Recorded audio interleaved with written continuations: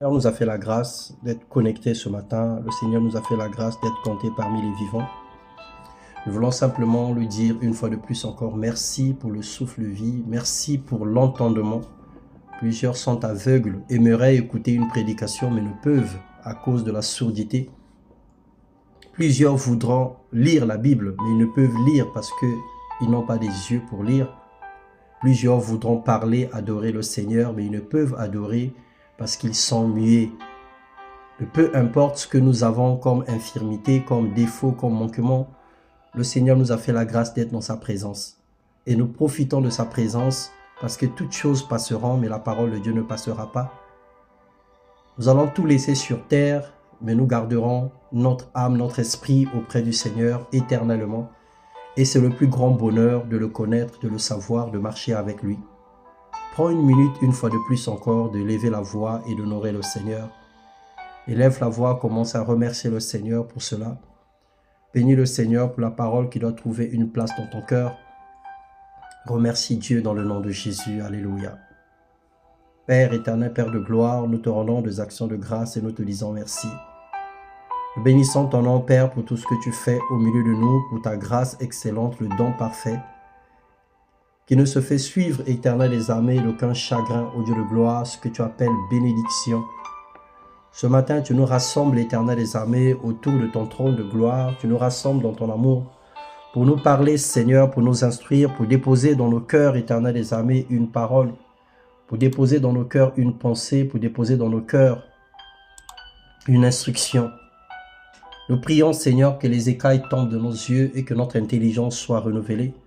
Nous prions, éternel des armées, que ta grâce se répand sur nous, ô Dieu de gloire, et que l'œuvre de ta main, éternelle des armées, soit manifeste, Seigneur, ô Dieu de gloire, Papa, dans nos vies. Toi seul es digne de gloire, toi seul es digne de louange, toi seul es l'unique vrai Dieu et tu es le véritable. Ce matin, que toute la gloire te revienne, l'honneur, la puissance, dans le nom puissant de Jésus-Christ, nous avons ainsi prié. Amen.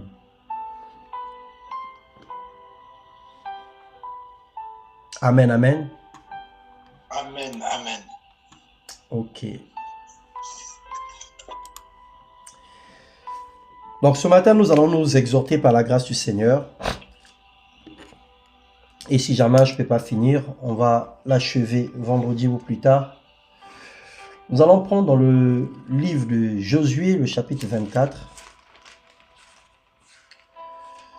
Le thème que nous allons donner à notre message ce matin, c'est le souvenir. Nous allons parler du souvenir. Josué 24, à partir du verset 1, la Bible déclare: Josué assembla tous les tribus d'Israël à Sichem, et il convoqua les anciens d'Israël, ses chefs, ses juges et ses officiers. Et ils se présentèrent devant Dieu. Josué dit à tout le peuple: Ainsi parle l'Éternel, le Dieu d'Israël, vos pères Térash, père d'Abraham et père de Nachor, habitaient anciennement de l'autre côté du fleuve, et ils servaient d'autres dieux.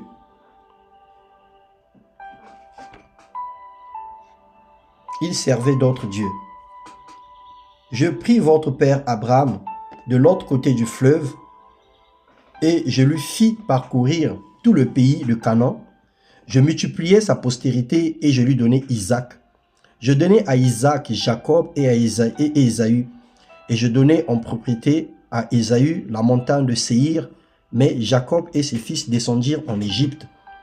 J'envoya Moïse et Aaron, et je frappai l'Égypte par les prodiges que j'opérais au milieu d'elle. Puis je vous en fis sortir, je fis sortir vos pères de l'Égypte, et vous arrivâtes à la mer. Les Égyptiens poursuivirent vos pères jusqu'à la mer Rouge, avec les chars et les cavaliers. Vos pères crièrent à l'Éternel, et l'Éternel mit des ténèbres entre vous et les Égyptiens. Il ramena sur eux la mer, et elle les couvrit. Vos yeux ont vu ce que j'ai fait aux Égyptiens, et vous restâtes longtemps dans le désert. Je vous conduisis dans le pays des Amoréens, qui habitaient de l'autre côté du Jourdain, et ils combattirent contre vous. Je les livrai entre vos mains, vous prîtes possession de leur pays, et je les détruisis devant vous. Balak, fils de Tiphor, roi de Moab, se leva et combattit Israël. Il fit appeler Balaam, fils de Béor, pour qu'il vous maudit. Mais je ne voulus point écouter Balaam, et il vous bénit, et je vous délivrai de la main de Balak. Vous passâtes le Jourdain et vous arrivâtes à Jéricho. Les habitants de Jéricho combattirent contre vous, les Amoréens, les Phérésiens, les Cananéens, les Essiens, les Guérisiens, les Éviens et les Jubisiens. Je les livrai entre vos mains, et j'envoya devant vous les frélons qui les chassèrent loin de votre face. Comme les 2 rois des Amoréens, ce ne fut ni par ton épée, ni par ton arc, je vous donnai un pays que vous n'aviez point cultivé, des villes que vous n'aviez point bâties, et que vous habitez des vignes et des oliviers que vous n'aviez point plantés, et qui vous servent de nourriture. Maintenant, craignez l'Éternel et servez-le avec intégrité et fidélité. Faites disparaître les dieux qu'ont servi vos pères de l'autre côté du fleuve et en Égypte. Servez l'Éternel. Et si vous ne trouvez pas bon de le servir, choisissez aujourd'hui qui vous voulez servir. Ou les dieux que servaient vos pères au-delà du fleuve, ou les dieux des Amoréens dans le pays desquels vous habitez. Moi et ma maison, nous servirons l'Éternel. Le peuple répondit et dit, loin de nous la pensée d'abandonner l'Éternel et de servir d'autres dieux, car l'Éternel est notre Dieu, c'est lui qui nous a fait sortir du pays d'Égypte, de la maison de servitude, nous et nos pères, et c'est lui qui a opéré sous nos yeux ces grands prodiges et qui nous a gardés pendant toute la route que nous avons suivie et parmi tous les peuples au milieu desquels nous avons passé. Il a chassé devant nous tous les peuples et les Amoréens qui habitaient ce pays. Nous aussi, nous servirons l'Éternel, car il est notre Dieu. Josué dit au peuple, vous n'aurez pas la force de servir l'Éternel, car c'est un Dieu saint. C'est un Dieu jaloux, il ne pardonnera point vos transgressions et vos péchés, lorsque vous abandonnerez l'Éternel et que vous servirez d'autres dieux étrangers. Il reviendra vous faire du mal et vous consumera après vous avoir fait du bien. Le peuple dit à Josué, non, car nous servirons l'Éternel. Josué dit au peuple, vous êtes témoins contre vous-même que c'est vous qui avez choisi l'Éternel pour le servir. Ils répondirent, nous en sommes témoins. Ôtez donc des dieux étrangers qui sont au milieu de vous et tournez votre cœur vers l'Éternel, le Dieu d'Israël. Et le peuple dit à Josué, nous servirons l'Éternel notre Dieu et nous obéirons à sa voix. Josué fit encore en ce jour une alliance avec le peuple. Il fit encore une alliance avec le peuple. Et il donna des lois et des ordonnances à Sichem. Josué écrivit ces choses dans le livre de la loi de Dieu. Il prit une grande pierre qu'il dressa sous le chêne qui était dans les lieux consacrés à l'Éternel. Et Josué dit à tout le peuple, voici cette pierre servira de témoin contre nous, car elle a entendu toutes les paroles que l'Éternel nous a dites, et elle servira de témoin contre vous, afin que vous ne soyez pas infidèles à votre Dieu. Amen, amen, amen, amen, amen. Amen. Alors ce matin, le thème de notre méditation, comme je l'ai dit tout à l'heure, nous allons parler du souvenir. Pourquoi le souvenir? Dans ce passage que nous venons de lire, nous avons vu que Josué a rappelé à son peuple, ça c'était à la fin de la vie de Josué, Josué a rappelé au peuple de Dieu tout ce que le Seigneur avait fait avec eux. Là où le Seigneur les a pris et là où le Seigneur était en train de le conduire et là où ils étaient arrivés à l'instant T où Josué était en train de parler. Ils ont vu de leurs yeux le miracle, ils ont vu de leurs yeux plein de prodiges, ils ont vu de leurs yeux beaucoup de choses que l'Éternel a faites en leur faveur. Alors Dieu voulait que le peuple n'oublie pas ce que lui, il avait fait. Dieu voulait que le peuple puisse se souvenir à jamais de tous les prodiges. Et Josué a rappelé cela au peuple de Dieu. Alors c'est quoi donc le souvenir? Le mot souvenir désigne l'action de se rappeler un événement passé. C'est ça le souvenir. Se rappeler de ce qui est passé. Une expérience vécue ou une œuvre accomplie. Dans la Bible, le souvenir n'est pas seulement un exercice de mémoire. Il ne s'agit pas seulement de travailler sa tête pour se rappeler de ce qui s'est passé. Mais c'est un acte spirituel. Se souvenir, c'est reconnaître l'action de Dieu dans notre histoire, afin d'orienter nos choix présents et futurs. Si tu ne sais pas d'où tu viens, si tu ne sais pas ce que Dieu a fait dans ta vie, ou encore si l'Éternel n'a jamais fait quelque chose dans ta vie, il te sera difficile de te positionner et de faire des bons choix aujourd'hui. Il te sera difficile de mener une vie de prière intense, de faire des sacrifices avec Dieu, de se consacrer parce que tu ne sauras jamais qui tu étais et ce que le Seigneur a fait dans ta vie. Ou encore si tu décides d'ignorer ou d'oublier tout ce que le Seigneur a fait dans ta vie, alors tu vas vaciller, tu vas être instable et tu pourras faire des choix que tu regretteras un jour dans ta vie. Se souvenir, c'est reconnaître l'action de Dieu dans notre histoire. Dieu sait que l'être humain a tendance à oublier. C'est pourquoi il demande constamment à son peuple de se rappeler de ses bienfaits, de ses délivrances et de ses enseignements. Dans Deutéronome, le chapitre 8, Moïse rappelle au peuple, le verset 2 précisément, « Souviens-toi de tout le chemin que l'Éternel ton Dieu t'a fait faire pendant ces 40 années dans le désert. Souviens-toi. » Dieu voudrait que tu puisses te souvenir depuis que tu as eu l'âge de la raison, depuis que tu as eu la capacité de connaître le bien et le mal, que tu n'oublies pas tout ce qu'il a fait dans ta vie. Le Seigneur ne voudra pas que tu oublies ce qu'il a fait dans ta vie. Le Seigneur ne voudra pas que tu oublies là où il est en train de t'emmener. Le Seigneur ne voudra pas que tu oublies les miracles qu'il a opérés dans ta vie. Il y en a plusieurs personnes qui étaient malades et que le Seigneur a intervenu dans leur vie pour qu'ils deviennent aujourd'hui enfants de Dieu. Certains ont traversé des hauts et des bas. Ils ont traversé les déserts forts. Le Seigneur les a sortis de là. Aujourd'hui, lorsque nous mangeons, lorsque nous buvons, lorsque nous sommes parfois dans un semblant de bonheur, on oublie notre histoire. On oublie que nous étions ceux-là qui, même pour avoir un morceau de pain, c'était difficile. On oublie que nous étions de ceux-là qui étaient allongés entre la vie et la mort. Et la main de l'Éternel est passée sur notre vie pour que nous soyons ce que nous sommes aujourd'hui.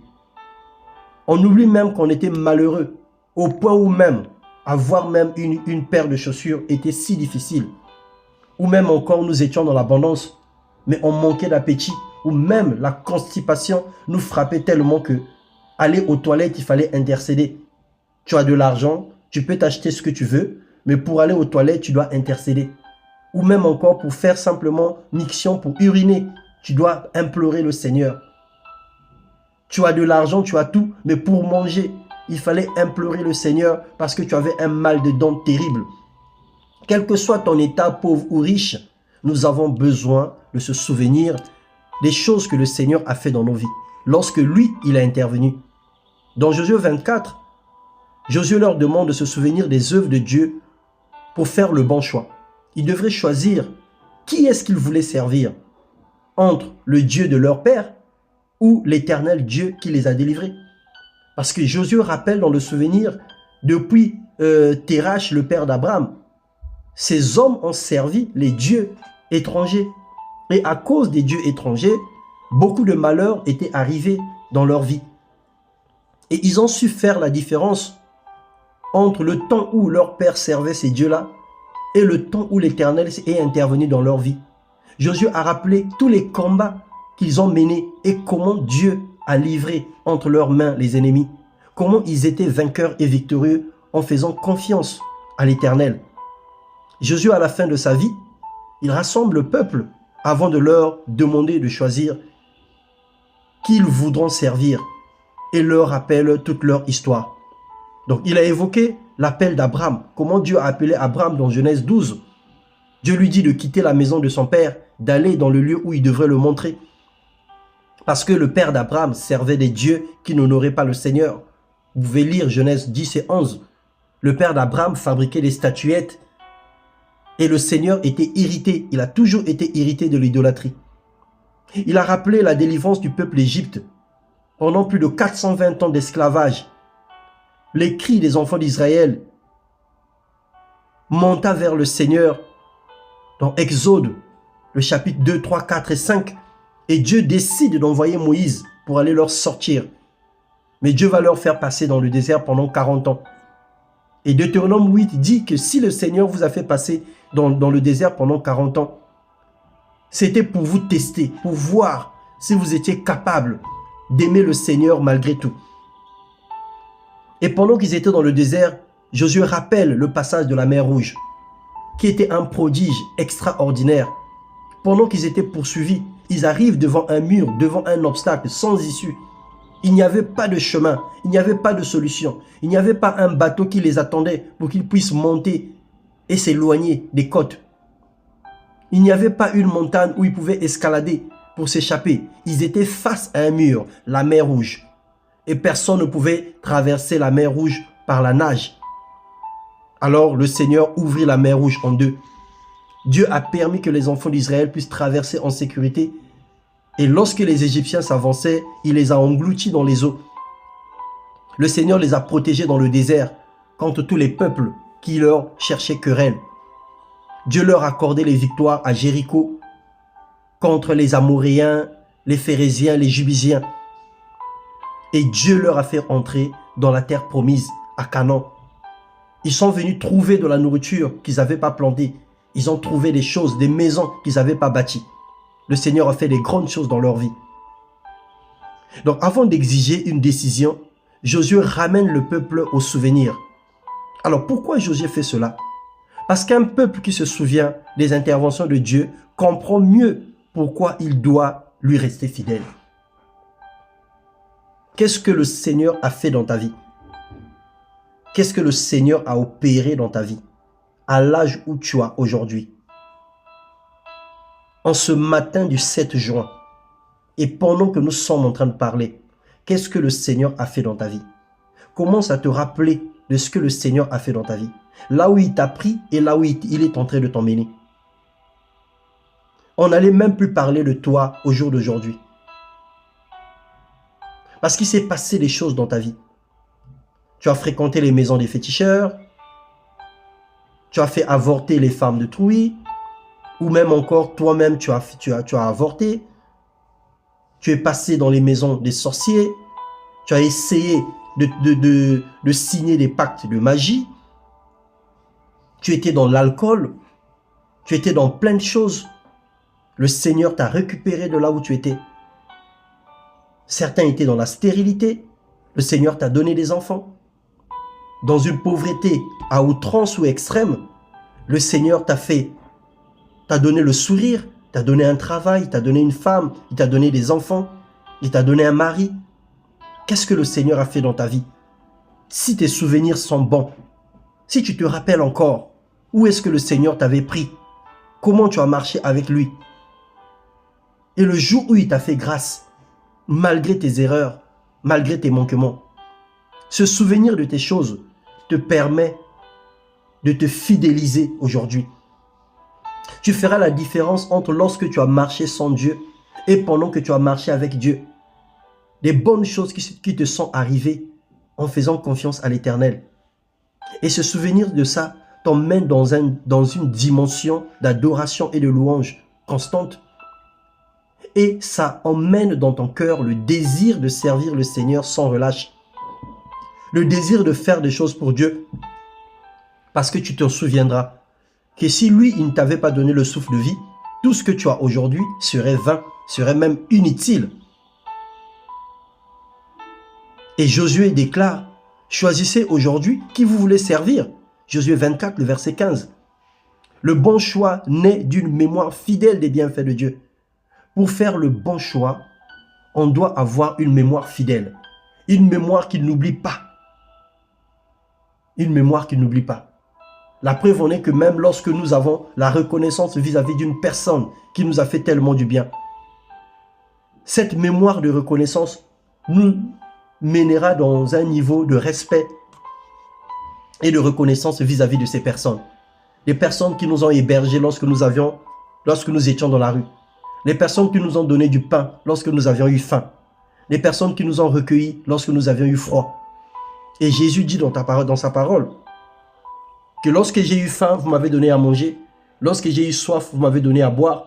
Et les disciples lui posent la question, mais maître, à quel moment nous t'avions fait ces choses?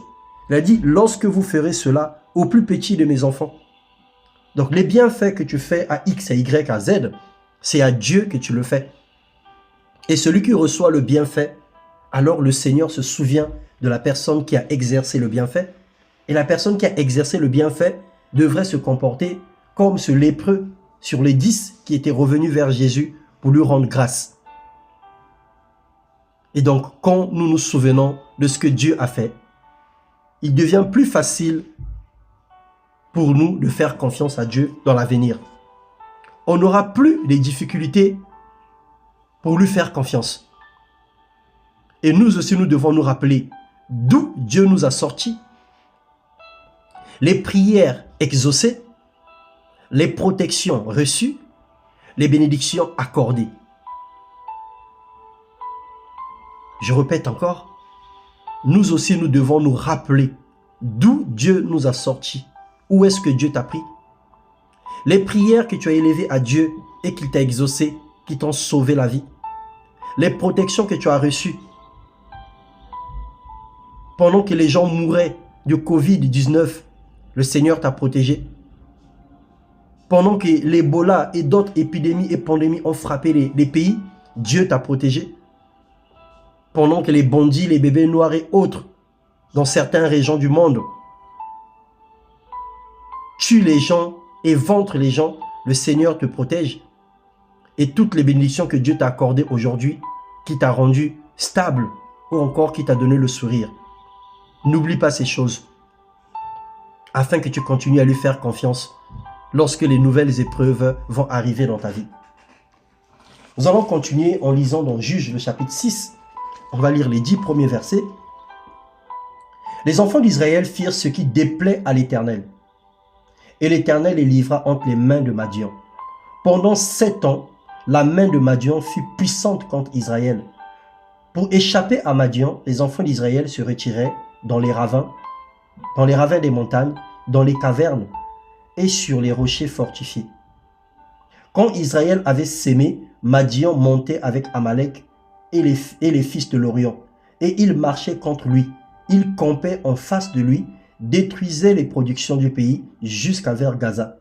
Et ils ne laissaient en Israël ni vivres, ni brebis, ni bœufs, ni ânes, car ils montaient avec leurs troupeaux et leurs tentes.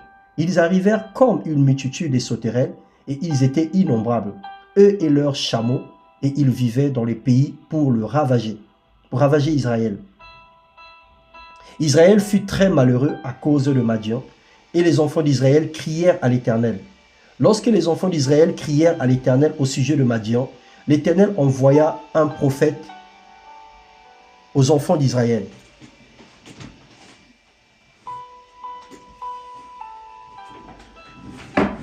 Pardon. Donc le Seigneur envoya un prophète aux enfants d'Israël. Et il leur dit, ainsi parle l'Éternel, le Dieu d'Israël. Je vous ai fait monter d'Égypte et je vous ai fait sortir de la maison de servitude. Je vous ai délivré de la main des Égyptiens et de la main de tous ceux qui vous opprimaient. Je les ai chassés devant vous et je vous ai donné leur pays. Je vous ai dit que je suis l'Éternel votre Dieu. Vous ne craindrez point les dieux des Amoréens dans les pays desquels vous habitez, mais vous n'avez point écouté ma voix. Alléluia. Et donc dans ce récit de Juges, le chapitre 6, on voit que le peuple d'Israël fut très malheureux à cause de Madian. Madian qui les a maltraités, Madian qui les a opprimés, Madian qui les maltraitait. Et si nous rentrons dans l'histoire, nous allons nous rendre compte que ces peuples, c'était le peuple ennemi d'Israël. Et Dieu avait interdit Israël de s'allier avec ce peuple et de considérer leur Dieu. Combien d'entre nous, lorsque nous avons quitté nos pays d'origine pour aller à l'étranger, pour aller ailleurs, nous avons oublié notre éducation, nous avons oublié l'alliance que nous avions avec Dieu. Tu arrives dans un pays où maintenant tout le monde fume parce que c'est l'hiver, tu commences à fumer, où tout le monde prend du Ricard et des whisky forts pour s'échauffer et toi aussi tu commences à sombrer dans l'alcool, où tout le monde aujourd'hui prône la liberté de choix et tu commences à devenir homosexuel, où tout le monde parle un langage grossier et tu commences dans ton vocabulaire de tous les jours d'avoir des mots grossiers parce que tu veux t'aligner, tu veux te démarquer, tu veux te ressembler au peuple des pays là où tu habites. Et à cause de ces choses, la Bible déclare que Dieu a frappé les enfants d'Israël. Il a laissé l'étranger les opprimer. Quelques générations après Josué, le contexte a complètement changé. Et pourtant, le peuple que nous avons vu dans Josué 24, ils ont dit que nous servirons l'Éternel. Josué a rappelé le souvenir. Ils ont dit que nous allons servir l'Éternel parce que nous connaissons. Et Josué a élevé une pierre pour dire que cette pierre est le témoin. Parce que la pierre a écouté ce que nous avons dit. Le jour où vous allez abandonner l'Éternel, alors Dieu va vous frapper. Le jour où vous allez abandonner l'Éternel, l'Éternel vous fera du mal au milieu de tous les biens qu'il vous a fait. Josué avait rappelé ces choses. Et il les avait marquées et consignées. Donc les enfants qui sont venus des générations futures pouvaient bien voir tout ce que Moïse avait laissé dans l'histoire. Mais ils ont décidé d'ignorer les souvenirs. Ils ont décidé d'effacer les souvenirs. Ils ont décidé de bloquer les souvenirs. Ils ont décidé de ne pas considérer les souvenirs. Alors voilà, le malheur arrive dans leur vie. Le résultat est dramatique. Israël abandonne Dieu, il se tourne vers les idoles et les Madianites l'oppriment pendant 7 ans. Et heureusement que le Seigneur est miséricordieux. Lorsqu'ils ont crié à l'Éternel dans le verset 10, alors c'est là que le Seigneur envoie un ange à Gédéon pour dire à Gédéon qu'élève-toi comme un seul homme pour combattre Madian. Le Seigneur avait vu en Gédéon un garçon particulier. Malgré la malédiction collective, Gédéon était particulier. Gédéon était celui-là qui se connecte tous les dimanches pour chercher l'Éternel. Malgré ce qui se passe dans sa famille, Gédéon était comme toi et moi. Malgré tout ce qui se passe dans ce monde, on vient encore lire la parole de Dieu. Alors tu peux être le Gédéon qui va sauver le peuple autour de toi. Peu importe les forces que tu as aujourd'hui, peu importe la situation que tu as, peu importe ce que tu penses être, lorsque tu marches avec l'Éternel, lorsque tu es en alliance avec Dieu, alors le Seigneur peut t'utiliser pour des grandes délivrances. Gédéon dit à Dieu, où sont tous ces prodiges que nos pères nous racontent? Autrement dit, où sont tous les souvenirs que nous connaissons de Dieu? Cette phrase révèle une rupture de mémoire spirituelle parce qu'ils avaient oublié. Ils avaient oublié ce qu'on leur avait dit, que lorsque vous allez abandonner l'Éternel, les malheurs vont arriver dans votre vie. Les anciens racontaient encore les miracles, mais la nouvelle génération ne les vivait plus réellement. Et c'est comme nous aujourd'hui. Nous voyons dans la Bible que Dieu a ouvert la mer rouge, que Dieu a guéri les lépreux, que Dieu a guéri les aveugles. Dieu a fait plein de choses. Et on se pose la question, est-ce que la parole de Dieu a changé? Est-ce que le Dieu de la Bible a changé? Pourquoi tout ce que nous voyons dans la Bible, ces choses ne se manifestent pas dans notre vie? Pourquoi nous n'avons pas la capacité, comme Jésus a dit, que voici le miracle qui accompagnera ceux qui auront cru. En mon nom, ils imposeront le main aux malades. Pourquoi nous imposons les mains aux malades et les malades ne sont pas guéris? Est-ce que Dieu a-t-il changé? Est-ce que la Bible est fausse? Mais bien aimé dans le Seigneur, il s'agit de la confiance que nous faisons à Dieu, de la relation que nous avons avec lui, de l'attachement que nous avons et de la façon dont nous considérons les souvenirs, l'histoire, ce qu'il a fait dans nos vies. L'oubli avait produit dans la vie des enfants d'Israël l'infidélité parce qu'ils sont partis auprès d'autres dieux.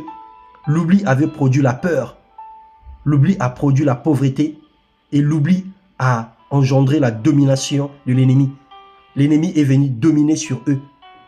Lorsque Madian arrivait, ils étaient obligés de fuir. Et ils ne venaient pas pour prendre leurs richesses, mais ils venaient simplement pour saccager. Ils venaient pour détruire. Ils venaient pour nuire. Et ils repartaient. Lorsque le peuple oublie Dieu, il finit par prendre des mauvaises décisions. Et les mauvaises décisions qu'ils ont prises, c'était d'aller servir d'autres dieux. Aujourd'hui encore, lorsque nous oublions la fidélité de Dieu, lorsque nous oublions ses commandements, lorsque nous oublions les leçons du passé, alors nous devenons vulnérables aux mauvaises influences ou aux mauvais choix. Nous sommes vulnérables. Pendant que tu traverses les mauvaises situations, si tu oublies l'Éternel, on va te proposer, ah mais tiens, mais regarde sur la chaîne Canal+, On fait la publicité d'un médium, il suffit d'appeler ce numéro-là qui s'affiche. La personne va te révéler ton avenir, la personne va te dire à quel mois, la personne va te rappeler ton horoscope, que tu es né en tel mois, et voilà ce que tu dois faire pour être riche, voilà ce que tu dois faire pour être heureux dans les sentiments, voilà. Parce qu'on a oublié Dieu, on a oublié le souvenir, et on devient vulnérable. Toutes les propositions deviennent des bonnes propositions. On commence à s'attacher aux choses qui ne glorifient pas le Seigneur. Nous devenons vraiment vulnérables aux mauvaises influences. Et les conséquences du mauvais choix, Josué met le peuple devant une décision claire. Servir Dieu ou servir les faux dieux. Il y a un choix à faire. Et chaque choix entraîne des conséquences. Si tu décides de servir Dieu, il y a une conséquence, positive ou négative. Si tu décides de servir d'autres dieux également, il y a une conséquence positive ou négative. Et le mauvais choix produit l'éloignement de Dieu. En réalité, comme j'ai l'habitude de dire, Dieu ne se loigne jamais de nous. Dieu ne bouge jamais. Ésaïe 59, 1 et 2 nous dit, « La main de l'Éternel n'est pas courte pour toucher, ni son oreille dure pour nous entendre. Mais ce sont nos crimes et nos fautes qui nous séparent de la face de l'Éternel. » En réalité, Dieu n'a jamais bougé. Dieu a toujours été là où il était. Lorsque nous l'adorons, lorsque nous obéissons, lorsque nous nous soumettons à Dieu, on s'approche de lui. Et quand on s'approche de lui, le Seigneur s'approche de nous. Mais lorsque nous péchons, lorsque nous commettons des choses qui ne glorifient pas le Seigneur, ce n'est ni Dieu qui bouge, mais c'est plutôt le péché qui va nous séparer de Dieu. Les actes que nous sommes en train de multiplier et d'additionner dans notre vie, c'est ça qui nous repousse de la présence de Dieu. Mais la main de Dieu est toujours là. Si on décide de supprimer toutes ces choses au milieu de nous, nous allons nous rapprocher de Dieu. C'est comme un contrepoids. Nous avons sur une balance, d'un côté, un contrepoids de 10, et de l'autre côté, nous sommes en train de mettre les poids. Nous mettons 1, nous mettons 2, nous mettons 3, nous mettons 4. Dès que nous allons atteindre 10, la balance va se stabiliser. Si nous enlevons un seul kilo sur les 10 du contrepoids, alors la balance va s'incliner. Et c'est ça qui se passe dans notre vie. Plus nous mettons des bonnes choses dans notre vie, l'obéissance, la soumission, ainsi de suite, plus on s'approche de Dieu et sa main reste sur nos vies. Et on devient comme des arbres plantés près d'un courant d'eau. Et tout ce que nous allons faire va connaître une réussite. Attention, on n'oublie pas qu'en tant qu'enfant de Dieu, le Seigneur nous fait passer par les épreuves, il nous fait passer par le désert. C'est un temps obligatoire et normal dans la vie d'un enfant de Dieu avant d'atteindre une certaine bénédiction. Ces temps-là peuvent être sombres dans notre vie parce que nous ne comprenons pas notre épreuve. Mais ça reste la volonté de Dieu. Et à ne pas confondre avec les temps où nous sommes dans la souffrance, où nous sommes dans la malédiction, et que la main de l'Éternel s'est éloignée de nous, et que le Seigneur a laissé l'ennemi nous opprimer, parce que nous avons fait des mauvais choix. Donc l'éloignement et la perte de bénédiction. Le peuple d'Israël a souvent perdu la paix et la prospérité lorsqu'ils abandonnaient Dieu. Et ensuite, il y a l'esclavage spirituel. Les idoles promettent la liberté, mais conduisent à l'asservissement. Le bonheur éphémère, le semblant de bonheur que nous pouvons avoir lorsque nous avons adoré notre travail plus que Dieu. Notre travail devient une idole. Tu n'oublies pas que tu dois te réveiller à 5 heures parce que le bus va passer pour aller travailler. Mais tu oublies que tu peux te connecter à 20 heures pour prier. Tu n'oublies pas que ton patron t'avait donné des instructions. Tu obéis à ton patron comme s'il était Dieu. Mais tu oublies les commandements de Dieu. Même un bienfait vis-à-vis d'un frère ou d'une sœur. On se soumet à nos business, à nos rendez-vous d'affaires. Mais on ignore la présence de Dieu. En fait, l'ensemble de ces choses montre à quel point nous sommes infidèles. À quel point nous avons adoré d'autres dieux que le Seigneur. Aujourd'hui, il ne s'agit pas seulement des statuettes, il ne s'agit pas seulement des chapelets et autres, mais même certains comportements où nous avons donné plus de place que Dieu. Même pour certains, aujourd'hui, le téléphone est devenu leur idole. Le temps qu'on y passe, des choses qu'on y fait, même avec la Bible, on ne le fait pas. On devient esclave de ces choses. Et la souffrance des générations suivantes. L'oubli d'une génération devient souvent le problème spirituel de la suivante. Proverbe disait, un fils qui ne réussit pas, il est pire que son père. Tu as vu la vie de ton père, pour ceux qui ont vécu avec leur père. Ou la vie de ton tuteur simplement, si tu n'as jamais connu ton père. Mais tu as au moins quelqu'un qui t'a élevé. Lorsque tu vois comment cette personne a marché, mais toi, si tu ne réussis pas, ça veut dire que tu es pire que lui. Parce que tu devrais tirer de leçons par rapport à lui pour améliorer ton présent, pour améliorer ta vie. Tu ne peux pas imiter ta mère. Tu dois faire mieux que ta mère. Tu ne peux pas imiter ton père. Tu dois faire mieux que ton père. Parce qu'aujourd'hui, le Saint-Esprit est avec toi. Et si tu ne réussis pas, tu es pire que ton père. C'est ce que la Bible dit. On doit tirer quelles étaient les erreurs de nos parents pour ne pas reproduire les mêmes choses. Qu'est-ce qu'ils ont fait qui ne glorifie pas le Seigneur pour que toi, tu fasses mieux que eux. Et on ne doit pas perdre ce souvenir. Et donc, l'oubli d'une génération devient souvent le problème spirituel de la suivante. Ce que les parents cessent de transmettre, les enfants finissent par ignorer. Et Deutéronome 8, le commandement de ne pas oublier, le Seigneur dit, garde-toi d'oublier l'Éternel ton Dieu. Le danger n'était pas seulement la souffrance du désert, le plus grand danger était la prospérité. Quand tout va bien, l'homme risque de croire qu'il réussit par sa propre force. Et c'est le problème de l'Occident. Le système est tellement bien fait que même un enfant qui naît aujourd'hui a déjà un héritage. Le système est tellement bien fait que tu ne réfléchis pas pour aller à l'hôpital. Le système est tellement bien fait parfois que même quand tu ne travailles pas, tu as des aides. Et l'ensemble de ces choses font penser à d'autres que ceux qui prient, ils prient parce qu'ils ont faim. Ceux qui prient, ils prient parce qu'ils ont soif, parce qu'ils ont des problèmes. Alors qu'en réalité, le semblant de bonheur leur fait croire que Dieu n'existe pas et qu'ils n'ont pas besoin de Dieu. Et même nous, quand tout va mal, c'est des pleurs. Quand tout va mal, on devient des intercesseurs. Tous les jours, on prie le Seigneur. Seigneur, donne-moi un enfant. Seigneur, donne-moi un mariage. Seigneur, donne-moi un travail. On devient des intercesseurs. Nuit et jour, on crée des programmes. Retraite à gauche, on y va. Retraite à droite, on y va. Programme de prière en ligne, on se connecte. On se connecte sur TikTok, sur Instagram. On se connecte sur Meet. On suit maintenant tous les programmes, là où le thème cadre avec notre besoin. On écoute toutes les prédications des hommes de Dieu qui prêchent dans le sens de ce que nous désirons. Mais dès lors qu'on obtient la chose, on oublie. Quand tout va bien, l'homme oublie. Alors que ça devait être l'inverse. C'est lorsque tout va bien qu'on devait être encore fort avec le Seigneur.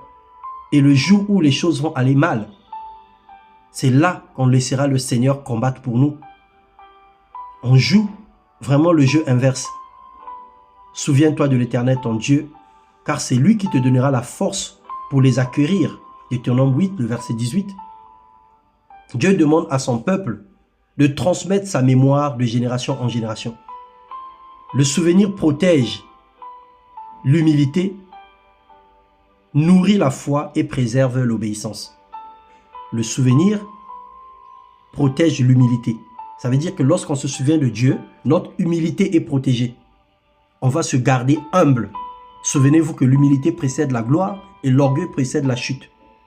Lorsque nous nous souvenons de ce que Dieu a fait, ça nous garde humble. Lorsque nous nous souvenons de ce que Dieu a fait, ça nourrit notre foi.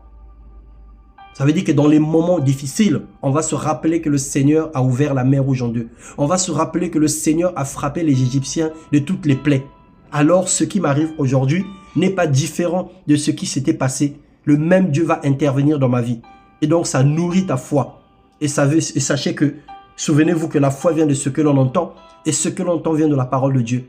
Tout ce que nous entendons de la parole de Dieu, c'est ça qui nourrit notre foi et nous rend solides dans la présence de Dieu. Le souvenir nous préserve de l'obéissance. Quand on se souvient que Dieu avait frappé tel peuple à cause de ceci, alors ça nous rend obéissants. On se dira non, non, non, non, non. On ne peut pas vivre la même chose que les enfants d'Israël. En tout cas, je refuse de vivre ces choses. Et en conclusion, Josué 24 nous enseigne que le souvenir conduit au bon choix. Jésus 6 nous montre que l'oubli conduit à l'égarement et la souffrance. Deutéronome, le chapitre 8, nous rappelle que Dieu nous commande de ne jamais oublier ses œuvres. Nous avons besoin de connaître notre passé avec Dieu pour comprendre notre présent et discerner notre avenir. La question que Josué posa à Israël demeure actuelle. Choisissez aujourd'hui qui vous voulez servir. Que notre mémoire soit remplie des œuvres de Dieu afin que nos choix soient guidés par la foi et non par l'oubli. Que le Seigneur nous bénisse. Nous allons prier le Seigneur ce matin. Nous allons prier le Seigneur. Alors, je ne sais pas qu'est-ce que tu as oublié et qu'au travers de ce message, le Seigneur attire ton attention. Tu vas certainement demander pardon à Dieu pour dire « Seigneur, j'ai oublié que tu m'avais sorti de cette situation. J'ai oublié que j'ai passé beaucoup de temps dans le chômage et que c'est par la prière que j'ai eu le travail. Mais depuis que j'ai eu le travail, j'ai oublié que tu existes. Alors Seigneur, pardonne-moi. » Toi qui as imploré le Seigneur pour avoir un enfant, tu as oublié que c'est le Seigneur qui t'a accordé la grâce d'avoir cela. Et depuis que tu as eu cet enfant, tu n'as jamais même consacré cet enfant à Dieu. Ou tu t'es jamais préoccupé même de faire une action de grâce pour ce que le Seigneur avait fait dans ta vie. Bref, tu sais ce que tu as oublié de l'Éternel. Tu vas lui demander pardon. Et nous allons également prier pour dire à Dieu de ne pas permettre que nous puissions nous éloigner de lui pour ne pas vivre la souffrance. Élève la voix et prie le Seigneur dans le nom de Jésus. Élève la voix, demande à Dieu de se manifester dans ta vie. Demande à Dieu de se garder au centre de son amour. Demande à Dieu de faire des merveilles dans le nom puissant de Jésus-Christ. Alléluia.